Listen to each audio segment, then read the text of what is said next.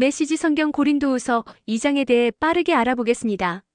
2장에서는 사도 바울이 고린도 교회의 성도들에게 편지를 보내며 사랑과 용서를 강조합니다. 바울은 자신이 이전에 보낸 편지로 인해 슬픔을 느낀 사람들에게 미안한 마음을 표현하며 이 모든 것이 결국 공동체의 유익과 회복을 위한 것임을 설명합니다. 특히 바울은 교회 내에서 잘못을 저지른 사람을 용서하고 위로함으로써 그 사람을 통해 사탄이 틈타지 않도록 주의해야 한다고 권면합니다. 그는 우리의 모든 행동과 판단이 예수 그리스도를 따르는 삶의 방향을 가져야 함을 강조합니다.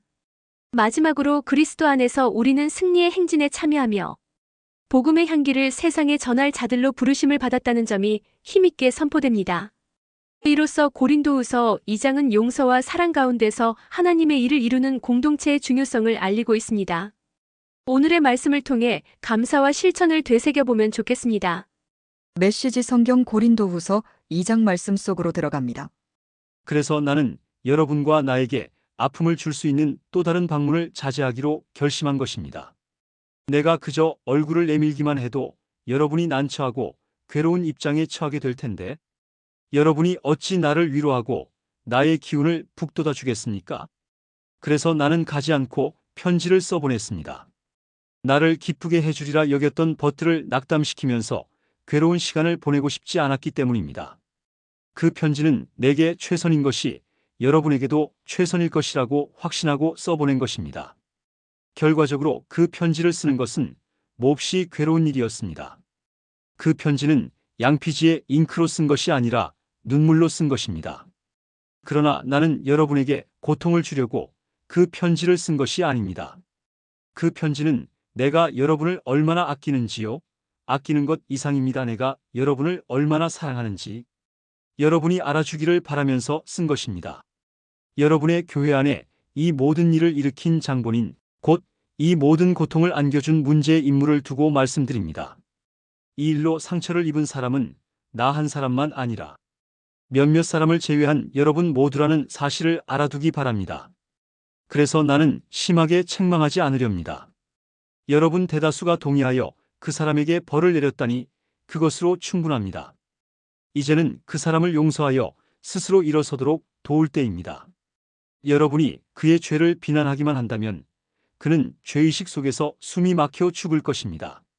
그러나 나는 사랑을 쏟아 부을 것을 권고합니다. 내 편지의 초점은 그 사람을 처벌하는 데 있지 않고 여러분에게 교회를 건강하게 하는 책임을 지우려는 데 있었습니다. 그러므로 여러분이 그를 용서하면 나도 그를 용서하겠습니다. 내가 개인적인 원한의 목록을 지니고 다닌다고 생각지 마십시오. 그리스도께서 우리와 함께 하시고 우리를 인도하시듯이 나도 용서하는 여러분과 행동을 함께 하겠습니다. 어쨌든 우리는 부지 중이라도 사탄이 더 많은 해를 끼칠 틈을 주지 않을 것입니다. 우리는 사탄의 교활한 책략을 잘 알고 있습니다. 그리스도의 향기. 내가 메시아의 메시지를 선포하려고 드로아에 이르러 보니 이미 문이 활짝 열려 있었습니다. 하나님께서 문을 열어두신 것입니다. 나는 그저 그 문을 통과하기만 하면 되었습니다. 그러나 여러분의 소식을 가지고 나를 기다리고 있던 디도를 만나지 못해서 나는 마음을 놓지 못했습니다. 여러분을 걱정한 나는 그곳을 떠나 마케도니아로 갔습니다. 디도를 만나 여러분에 관한 든든한 소식을 듣기 위해서였습니다. 그리고 감사하게도 여러분의 소식을 들었습니다. 하나님께서는 메시아, 곧 그리스도 안에서 우리를 이리저리 데리고 다니시면서 끊임없이 계속되는 개선 행진에 참여시키고 계십니다. 그분은 우리를 통해 그리스도를 아는 지식을 제시하십니다. 우리가 가는 곳마다 사람들은 고상한 향기를 들이마십니다. 그리스도로 인해 우리가 하나님께 달콤한 향기를 피워 올리면 구원의 길에 들어선 사람들은 그 향기를 맡고 알아봅니다.